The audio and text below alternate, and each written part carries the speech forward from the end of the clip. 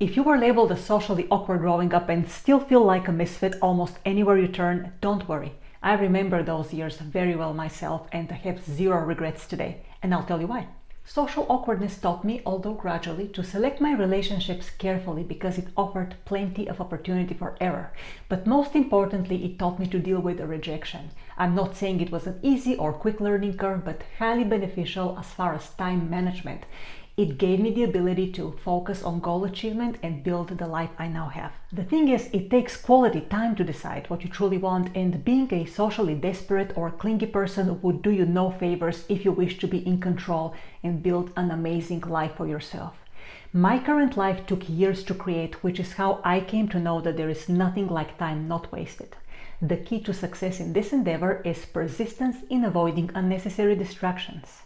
Again, it's not easy to do, yet entirely possible for those who've taught themselves to stay focused and vigilant for time periods longer than the average person would. You guys know that most people nowadays have incredibly short attention spans. So why not be different by spending your time on activities that prolong attention span? An inspiring long-term goal is an excellent starting point because it keeps you engaged by prompting your imagination to craft achievement strategies, and it also increases your curiosity for learning new things and acquiring multiple marketable skills. I encourage you to roll with your social awkwardness and use it to your advantage. Think about it. People will be far less likely to drag you into their typical downward spirals like their poor health, relationship, and financial situations. Would it not be wise to embrace this unique type of freedom? Or are you more inclined to feel sorry for yourself for not having as many friends as the popular kids in your school once had? Don't fool yourself. Most of them probably got close to nowhere later in their lives, and by rejecting you, they did you a favor, unintentionally at that.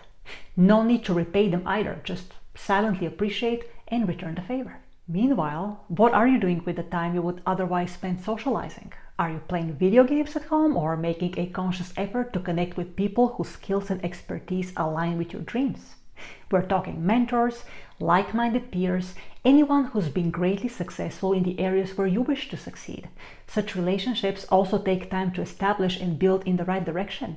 You should put some thought into these potential connections by first defining them as specific goals, so you can get better at selecting alliances that meet your criteria. Introverts are often assumed to be socially awkward, which may not necessarily be the case, but I do agree that many socially awkward individuals could end up becoming introverts. Whichever category you place yourself into, know that not being the center of attention helps sharpen observation skills and study people's behaviors and nuanced viewpoints no less than any meaningful conversation. Once you become proficient at navigating through the many relationship options around you, you may find out that the people who merit your attention and presence are 2 or, optimistically speaking, 3, 4 at any given time, if that. That's why I disagree with the common belief that we cannot succeed in life while feeling rejected or ignored more often than not. Too many people are so afraid of loneliness that they'll make the worst relationship choices by staying in relationships dependent on barely tolerable compromises, just so they don't have to challenge themselves into being alone and actually developing legit self-reliance. Do not fear and do your best not to exhibit such a behavior. It is a mistake, especially if you are an individual capable of learning and willing to become adept at solving problems, including and starting with your own. If you need help putting it all together as presumably socially awkward person, shoot me an email at holisticselfconfidence.coaching@gmail.com and let's have a chat.